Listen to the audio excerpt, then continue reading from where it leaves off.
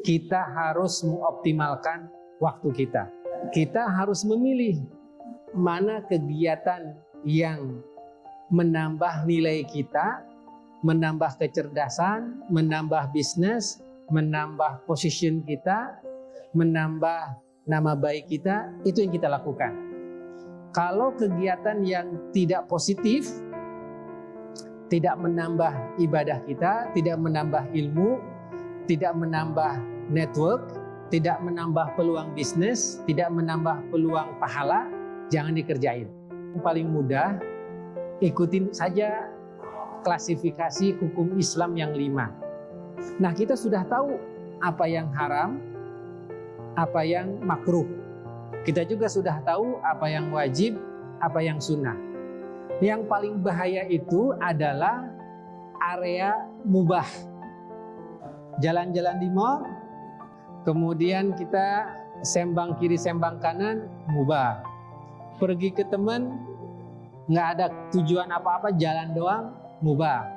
Ini kan mubah, Pak, ini kan mubah, ini kan boleh, ini kan tidak dilarang. Nah, ini bahayanya. Karena kita merasa ini boleh, ini jaiz, ini mubah, ini tidak dilarang, akhirnya waktu kita habis muter-muter di mubah. Akhirnya waktu kita habis keliling-keliling, surfing internet kiri kanan, habisin di WhatsApp, akhirnya waktu kita habis di mubah.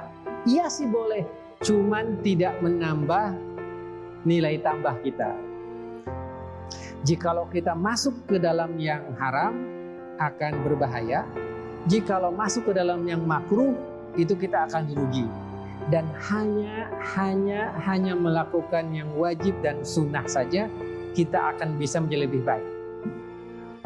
Kalau kita muter-muter di yang mubah, akan habis masa muda kita, akan habis masa produktif kita, dan kita hanya akan menjadi seseorang to become someone someday jikalau kita masuk dan banyak di area yang sunnah serta area yang wajib. Nah, disinilah yang harus kita maksimalkan. Dari sekarang ke depan kita tanya, ini kerjaan, kegiatan wajib atau sunnah? Kalau yang wajib kita sudah tahu, makanya berarti kita harus memperbanyak yang sunnah.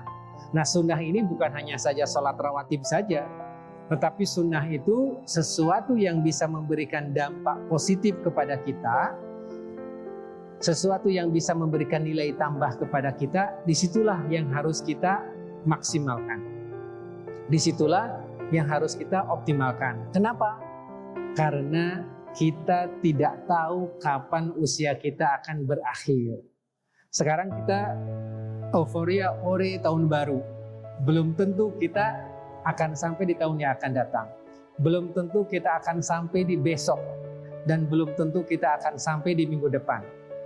Nah, karena kematian itu bisa datang kapan saja, maka ketika kita berpikir tentang perubahan hari, perubahan jam, perubahan bulan, dan perubahan tahun, sesungguhnya semangat yang harus kita lakukan, we have to move fast. We have to move fast. Kita harus bergerak cepat. Kita fokus perhatian di yang sunnah, kita fokus perhatian di yang wajib. Jangan dekatin yang syubhat, jauhi yang haram, dan jangan habiskan waktu di yang mubah. Seolah-olah boleh, tapi ternyata masa muda kita habis di situ dan tidak jadi apa-apa.